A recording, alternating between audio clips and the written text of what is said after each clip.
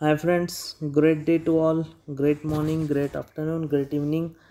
जो भी अभी हम सबको टाइमिंग एक तो नहीं हो सकता पढ़ने का। कुछ लोग सुबह पढ़ते हैं, कुछ लोग शाम को पढ़ते हैं, कुछ लोग दोपहर को पढ़ते हैं।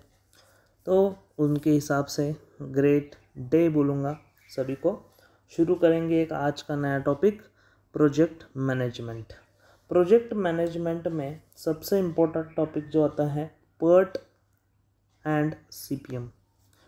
ये दोनों में फ़र्क क्या है, क्या इम्पोर्टेंट चीज़ें ये है, क्या पहली चीज़ पर्ट क्या है, सीपीएम क्या है, कौन सी मेथड्स है, ये क्यों रिक्वायर्ड है। तो डिफरेंस जानेंगे आज इसका कि पर्ट में और सीपीएम में क्या फ़र्क है। तो ये अंतर जानने के लिए आपको ये थोड़ी चीज़ें जाननी पड़ेगी, उसके बेसिस ऑफ कंपैरिजन। उससे पहले फ्रेंड्स, सिंपल चीज़ है कि आपको ये देखे तो वीडियो समझ में आएगा नहीं। आप लीजिए डायरी, पेन, पेपर और नोट करिए इम्पोर्टेंट पॉइंट्स। हर वीडियो में क्यों बताता हूँ, क्योंकि कुछ लोग सीरियस नहीं होते, सिर्फ आते हैं, मज़े से लेक्चर देखते हैं, निकलते हैं, बीच में से स्किप करते हैं। जब तक आप ये लेक्चर पूरा नहीं देखोगे तब तक आपको सिविल इंजीनियरिंग की जो डेप्थ है, टॉपिक की जो डेप्थ है, वो पता नहीं चलेगी। और आप सीरियस जब तक नहीं होगे तब तक आप कुछ हासिल नहीं करोगे फ्रेंड्स। ये पहली चीज़ समझ लो, लाइफ में थोड़ा सीरियस हो जाओ यार।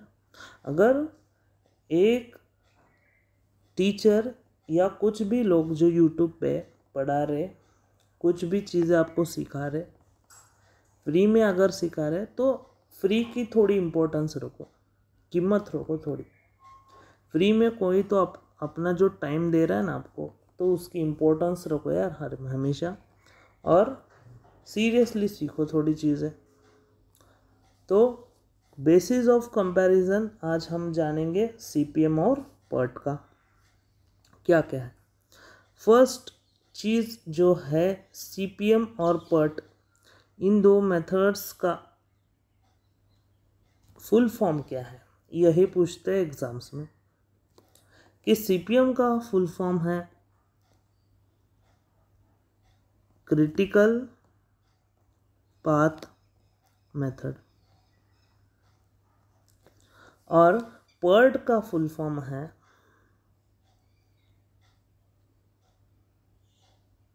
Programme evaluation and review technique. प्रोग्राम इवैल्यूएशन एंड रिव्यू टेक्निक ये पर्ट का फुल फॉर्म है। क्रिटिकल पाथ मेथड ये सीपीएम का फुल फॉर्म है। तो ये क्या है प्रोग्राम इवैल्यूएशन रिव्यू टेक्निक, ये क्या है क्रिटिकल पाथ मेथड, तो ये जानेंगे डिटेल में अभी। तो पर्ट और सीपीएम का फर्स्ट मीनिंग देख लो यार कि पर्ट एक प्रोजेक्ट मैनेजमेंट टेक्निक है, प्रोजेक्ट मैनेजमेंट टेक्निक है। और सीपीएम जो है क्रिटिकल पाथ मेथड, ये स्टैटिस्टिकल टेक्निक है। ये प्रोजेक्ट मैनेजमेंट ने स्टैटिस्टिकल टेक्निक है प्रोजेक्ट मैनेजमेंट की। और इसमें देखो, it is use to manage uncertain activities of the project. क्या बता रहा है कि अनसर्टन एक्टिविटीज़ जो है, जिनकी कोई गारंटी नहीं दे सकते, ऐसे एक्टिविटीज़ को हम बोलते हैं अनसर्टन, जिनकी कोई गारंटी नहीं है। जैसे कि कल बारिश होगी कि नहीं, बता सकते आप गारंटी देके? नहीं बता सकते। क्यों? वो एक्टिविटी होगी कि नहीं आपको कोई बता नहीं सकता, वो अनसर्टन है। तो ऐसी जो चीज़ें हैं, जैसे बोल रहे थे कि 2012 में पूरा अर्थ टूट जाएगा, फूट जाएगा, तो ऐसा तो कुछ हुआ नहीं। तो ऐसी जो अनप्रेडिक्टेबल चीज़ें हैं या अर्थक्वेक आएगा जो भी है, तो उन चीज़ों को जिसमें अनसर्टेनिटी है वो प्रोजेक्ट्स आते हैं पर्ट में, और जिनके बारे में थोड़ी गारंटी दी जा सकती है, जो मैनेज किए जा सकते हैं, ऐसे एक्टिविटीज़ को हम बोलेंगे सीपीएम। तो ये तो फ़र्क समझ में आ गया कि मीनिंग क्या है। पर्ट मतलब अनसर्टेनिटी, अभी इतना ही ध्यान में रखिए। पर्ट मतलब अनसर्टेन और सीपीएम मतलब कैन बी मैनेज्ड या it's a certain. Certain technique है, ये अनसर्टन टेक्निक है। गारंटी दी जा सकती है थोड़ी सी, इसकी कुछ गारंटी नहीं है। तो what is it, what is it, ये थोड़ा आप इसमें जान सकते हैं कि जैसे चाइना के जो प्रोडक्ट्स होते हैं उनकी गारंटी नहीं है, फेक भी हो सकते हैं, तो चाइना का जो प्रोडक्ट्स है तो इसमें आ जाएगा। और जो इंडिया के प्रोडक्ट्स है थोड़ी सी गारंटी दी जा सकती है इंडिया के प्रोडक्ट्स के बारे में, जापान के, यूएस के, जैसे कि आईफोन होता है, गारंटी है उस फ़ोन की कि वो टूटेगा नहीं उसका ग्लास। तो ऐसे जो प्रोजेक्ट्स आते हैं वो सीपीएम में आते हैं। तो what is it, second, it's a technique of planning and control of time. ये टाइम को कंट्रोल करता है, टाइम मैनेजमेंट टेक्निक, और ये कंट्रोल करता है दोनों को, कॉस्ट और टाइम को, क्योंकि इधर कॉस्ट का कुछ गारंटी नहीं है कितना लग सकता है, कॉस्ट अनप्रेडिक्टेबल है। ये टेक्निक अनप्रेडिक्टेबल है, इसके लिए कॉस्ट की गारंटी कोई नहीं देगा, लेकिन टाइम और प्लानिंग का कंट्रोल किया जा सकता है। कंट्रोल करने को ये टेक्निक यूज़ करेंगे हम, और इसमें कॉस्ट कंट्रोल करने को या टाइम कंट्रोल, दोनों को cost and time control method बोल के सीपीएम को बोला जाता है। नेक्स्ट थर्ड पॉइंट है ओरिएंटेशन। ये ओरिएंटेशन मतलब क्या, कौन सी चीज़ पे ओरिएंटेड है, फोकस कौन सी चीज़ पे फोकस करता है, ये ओरिएंटेड है इवेंट के। इवेंट जो होते हैं ये इवेंट ओरिएंटेड है, और ये होते हैं एक्टिविटी ओरिएंटेड। एक्टिविटी ओरिएंटेड ये चीज़ें होते हैं इवेंट ओरिएंटेड, क्योंकि इसमें अनसर्टेनिटी ज़्यादा है, इवेंट्स बहुत करने पड़ते हैं। जैसे कि हमारे भी इधर कॉलेज में हम इवेंट्स करते हैं, अलग अलग प्रोग्राम्स करते हैं, तो वैसे ही इसमें भी अलग अलग इवेंट्स करने पड़ते हैं बहुत सारे, और एक्टिविटीज़ इसमें ज़्यादा होती है सीपीएम में। तो ये एक्टिविटी ओरिएंटेड है, इवेंट ओरिएंटेड है। Next evolution. इवोल्यूशन में ये जो पर्ट टेक्निक है फ्रेंड्स, ये रिसर्च एंड डेवलपमेंट के बेसिस पे है। जैसे कि लेटेस्ट अगर आपको एग्जांपल दिया जाए तो वो है टेस्ला कंपनी। टेस्ला जो है इलॉन मस्क की, इलॉन मस्क वो आदमी है जो पूरी दुनिया बदलना चाहता है। वो ऐसी प्लानिंग कर रहा है कि सभी जो लोग हैं पृथ्वी पे या अपने अर्थ पे, तो ऐसी अगर ज़रूरत पड़े कि पृथ्वी नष्ट हो जाए तो वो ट्रांसफ़र कर रहा है हमको अलग प्लैनेट पे, ऐसी सिस्टम कुछ बना रहा है। तो ये रिसर्च एंड डेवलपमेंट में स्पेस रिलेटेड प्रोजेक्ट्स बोलेंगे, और ऐसे अलग अलग चीज़ें, जैसे टेस्ला कार है, इलेक्ट्रिक कार है, तो उस पर भी डेवलपमेंट चल रहा है। रोबोटिक्स में, एआई में, आर्टिफिशियल इंटेलिजेंस बोलते हैं।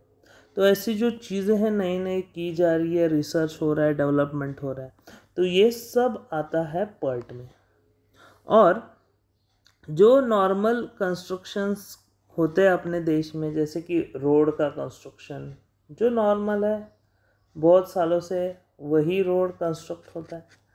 बिल्डिंग उसी प्रकार से अभी भी बिल्डिंग जो कंस्ट्रक्ट की जाती है, बिल्डिंग्स है, रोड्स है, वेरियस जो भी चीज़ें पहले से की गई है वही हम इसमें करते हैं कंस्ट्रक्शन प्रोजेक्ट में, और वो आता है सीपीएम में। नेक्स्ट फोकस इसका किधर है, फोकस इसका है टाइम पे, और इसका फोकस है टाइम कॉस्ट दोनों पे। ये कॉम्बिनेशन है टाइम प्लस कॉस्ट का, ये कॉम्बिनेशन है, ये कॉम्बिनेशन ही नहीं है, सिर्फ टाइम पे डिपेंडेंट है, टाइम के हिसाब से चलती है। एस्टिमेट्स इसके देखे जाए तो वेरियस, ये वैरी करता है, इसका टाइम जो है ये कांस्टेंट नहीं होता, क्योंकि मैंने अभी बोला कि गारंटी कौन सी चीज़ की बोल नहीं सकते कि कब होगी। जैसे कि ये अभी ये सोच रहा है कि हम मार्स पे सेटल हो जाए या किसी और प्लेनेट पे सेटल हो जाए, तो कितना समय लगेगा उधर बिल्डिंग बनने को, कितना समय लगेगा उधर कंस्ट्रक्शन होने को, कितना समय लगेगा अर्थ से उधर जाने को, ये इसकी कोई गारंटी नहीं है फ्रेंड्स, गारंटी नहीं है, ये अनप्रेडिक्टेबल है, कब कब होगी ये चीज़ें पता नहीं। तो इसलिए इनका जो टाइम है वो वैरी होता है। तो इधर 3 टाइम एस्टिमेट्स हम करते हैं, अलग अलग टाइम पे एस्टिमेट्स हम करते हैं, तो इसे बोलते हैं हम 3 टाइम एस्टिमेट, 3 टाइम एस्टिमेट।